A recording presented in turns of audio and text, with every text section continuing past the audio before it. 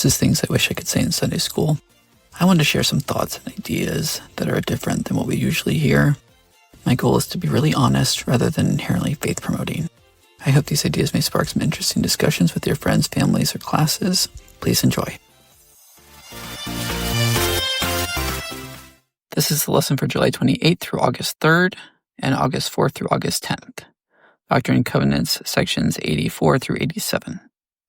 Today's topics are Priesthood, South Carolina, and One Mighty and Strong. Section 84 is all about the priesthood. I've spoken about the priesthood before in the New Testament episode covering the early chapters of Hebrews, and I'll reiterate some of my thoughts here. But what struck me from reading the lesson is how much the manual is trying to make women feel okay about the priesthood. Church leaders know that many women are bothered by the inherent and oppressive inequality between women and men in the church. So the manual has a ton of pandering. The usual talking points are women are endowed with God's power in the temple. And even though women don't hold the priesthood, they have access to it through the church, just like men. The fact is, it's an unequal system created by men. It's systemic patriarchy in the extreme. I could rant on this for a long, long time. But I will just say that the church, and especially the temple, have made it so men have direct access to God, and women have to go through men to access God. That is wrong, and completely antithetical to my understanding of the nature of our heavenly parents. Okay, I will now share some of my thoughts on the priesthood. In the church, priesthood means so many different things that it's become almost nonsensical. Priesthood is the power of God, but not just the power of God working through men here on earth. People also say the creation of the world was done by priesthood. I roll. Priesthood also equates to most authority in the church, at least all the authority that matters. Priesthood is how we create hierarchy. Priesthood is also all the men's and young men's organizations in the church. When a word like priesthood means so many things, it becomes inherently less defined, less clear. It has less meaning. More so, it can be used and stretched to mean whatever someone wants it to mean. And because it also carries a lot of gravitas, it's dangerous. In fact, priesthood has a long history of being used to control and abuse, mostly directed towards women. The church wants us to revere priesthood, but it gives me the ick.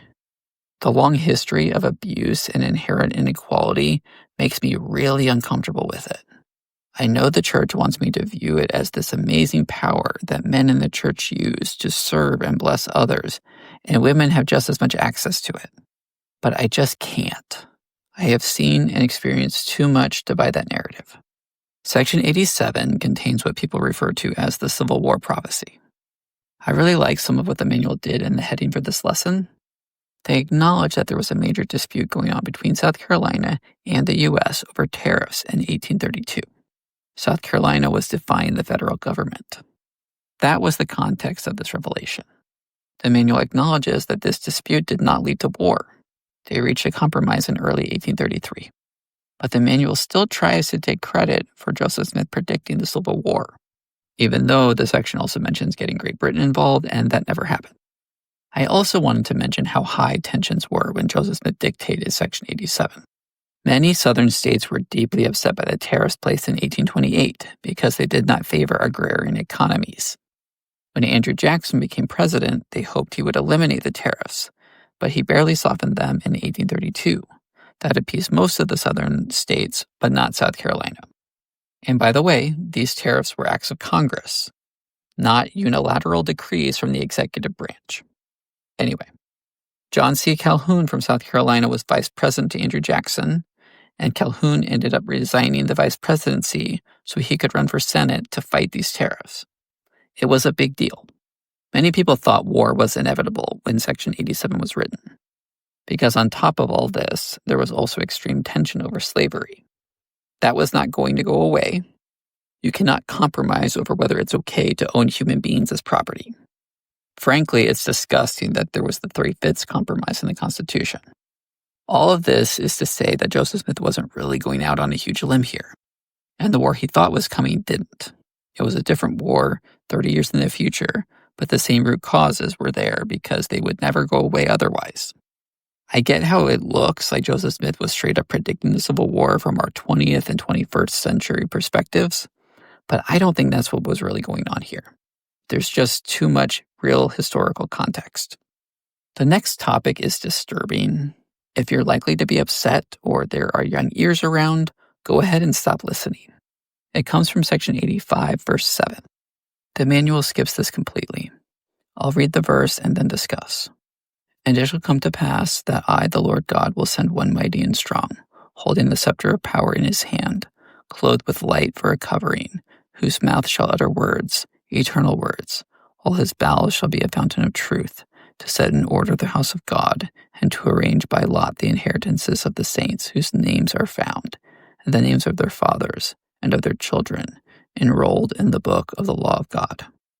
This has come to be known as the one mighty and strong prophecy. The LDS Church tries to explain it away, saying it is conditional on Edward Partridge failing to fulfill his calling as bishop. But he did his job, so this prophecy is null and void.